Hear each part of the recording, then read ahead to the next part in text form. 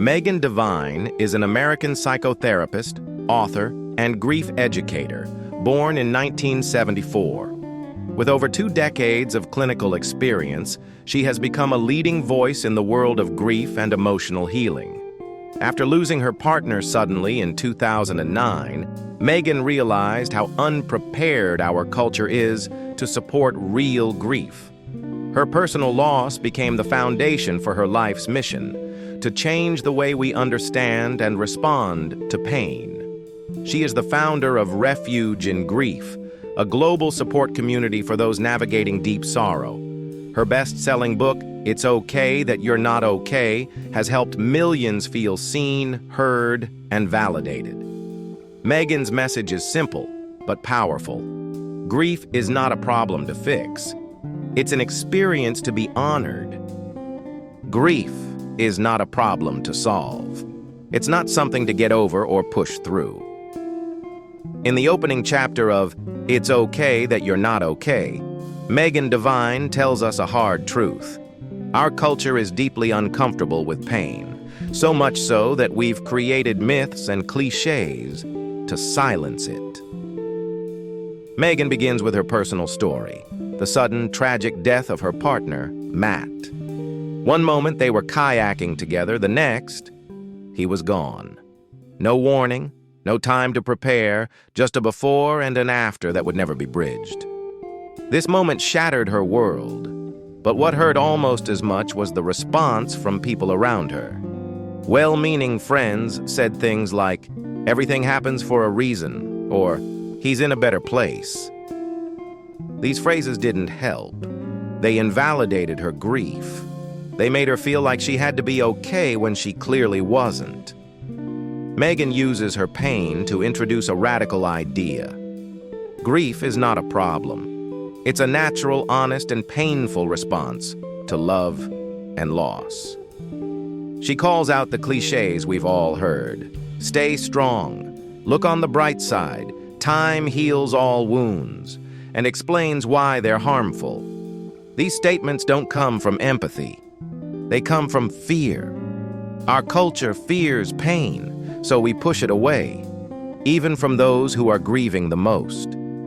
What grieving people actually need is not advice. They don't need cheerleading. They need someone to say, "This is awful. I'm here." They need space to feel what they feel without being told to fix it, reframe it, or hurry through it. Grief is not a detour from life. It is part of life. And in that truth, there is strength. Grief doesn't exist in a vacuum. It happens inside a world that often feels too fast, too bright, too shallow. In this chapter, Megan Devine dives deeper into one of the book's most important ideas. Our culture is not built to support people in pain. In fact, it actively rejects them. Modern culture tends to celebrate speed, strength, and positivity. While those traits can be valuable, they often get twisted into toxic expectations for grieving people.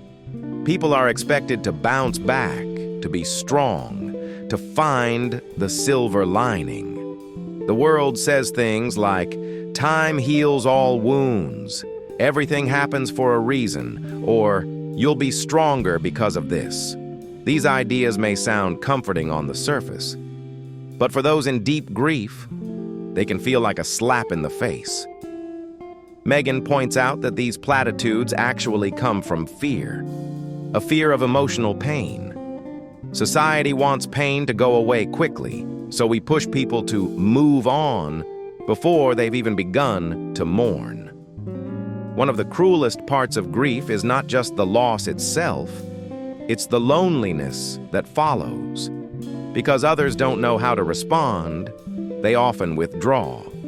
The grieving person ends up feeling both devastated and abandoned. This double pain, the loss plus disconnection, is something Megan calls disenfranchised grief. Grief that society doesn't acknowledge, honor, or give space to. What people in grief need is permission. Permission to be messy, to cry, to rage, to go silent, to not function. They don't need to be rescued. They need to be heard. In a world that doesn't understand grief, just surviving is an act of resistance, and honoring your pain is a radical, powerful thing. What if grief wasn't something to fix, but something to honor? In this section, Megan Devine delivers one of the book's most powerful messages. You are not broken because you are grieving. You are grieving because you loved deeply. And that love, now aching and raw, doesn't make you weak. It makes you human. We live in a world that treats pain like a mistake. If you're sad, you must be depressed. If you're angry, you need anger management. If you're grieving, you must be stuck. Megan flips that script. Grief isn't a malfunction. It's not a mental illness. It's a natural, appropriate response to the permanent absence of someone who mattered. When you love someone and they're gone, you don't get over it. You carry it. You change because of it. This isn't brokenness. It's love transformed by loss. Modern society often pathologizes grief, trying to diagnose it, treat it, medicate it, fix it. But Megan argues that grief shouldn't be medicalized. Grieving people don't need a cure. They need validation. They need space. They need people to say, what you're feeling is real, and it matters. This section also speaks to internal judgment. Many grieving people feel guilty for how badly they're handling things. But the truth is, there's no wrong way to grieve. Some cry every day. Some feel numb. Some get angry. Some can't get out of bed. All of it is normal. You are not broken. You are grieving. And that is one of the bravest, most loving things a heart can do. Grief is not a problem to be solved, but many people treat it that way. In this chapter, Megan Devine focuses on the difference between real support and well-meaning harm. How even kind people can say the wrong things when someone is in pain. When people try to fix someone's grief, it often comes from discomfort. They can't stand to witness pain, so they offer cliches like, he's in a better place, or everything happens for a reason. These comments are not comforting. They erase the pain and make the grieving person feel unseen. Real help isn't about fixing. It's about being there. Sitting silently beside someone in their grief without trying to make it go away is one of the most powerful acts of love. Saying, I'm here, or I don't know what to say, but I'm with you, is far more healing than any advice. This chapter also highlights how support needs to be grief-centered, not comfort-centered. Many people try to make themselves feel better by cheering up the grieving person. But this reverses the roles. Instead of supporting the one in pain, the grieving person ends up protecting others from their sadness. Grieving people need to feel safe, not judged. They need people who can hold space for sorrow without rushing it away. True support is about presence, permission, and patience, not solutions. The people who help the most aren't necessarily the ones who say the right thing. They are the ones who show up, who stay, who don't turn away. If you want to help someone who's grieving, don't give them answers. Give them your heart. Grief doesn't just live in your mind. It lives in your body.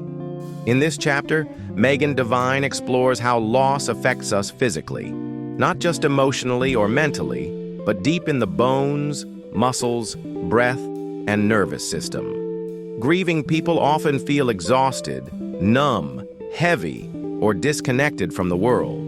They may have trouble sleeping, eating, or even moving. These aren't just symptoms of sadness, they are the body's natural reaction to extreme loss. Grief is not a mental failure, it's a full-body experience. The body remembers what the heart cannot say. Sometimes, long after the shock fades, the body still holds the weight of pain. This can feel like chronic fatigue, muscle tension, chest tightness, or anxiety. These symptoms don't mean something is wrong. They are the body's way of saying, this mattered. One of the biggest mistakes people make is trying to push through grief by ignoring their body. Our culture encourages us to move fast, get back to work, look strong. But that approach silences the body, which only leads to deeper stress. Megan invites readers to treat their bodies gently during grief. This might mean taking naps, walking slowly, drinking more water, or simply breathing deeply. Even moments of stillness can offer healing. It's not about fixing your grief. It's about supporting your body as it carries it. There is no deadline for how long grief should last. And there is no single way it should feel. Listening to your body, rather than judging it, is one of the kindest things you can do.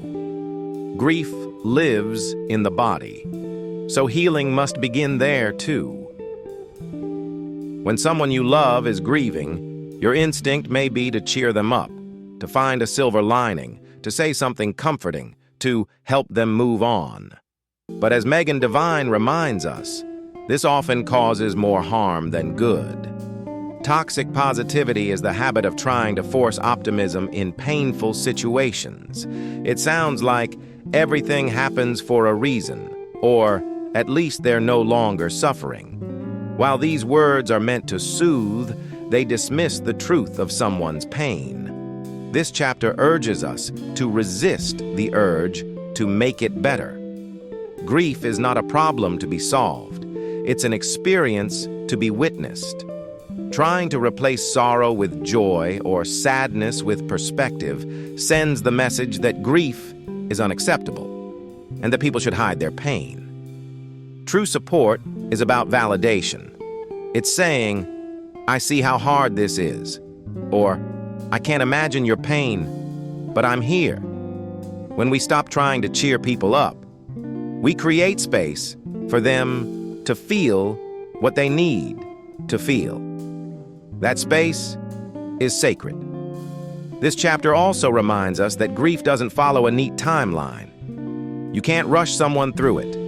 You can't tell them when to stop crying or when to smile again. Every person walks through grief in their own time, their own way. Kindness means meeting people where they are, not where you wish they'd be. You don't need the right words. You need presence and silence when words fall short. By rejecting toxic positivity, you become a safe place for real emotion.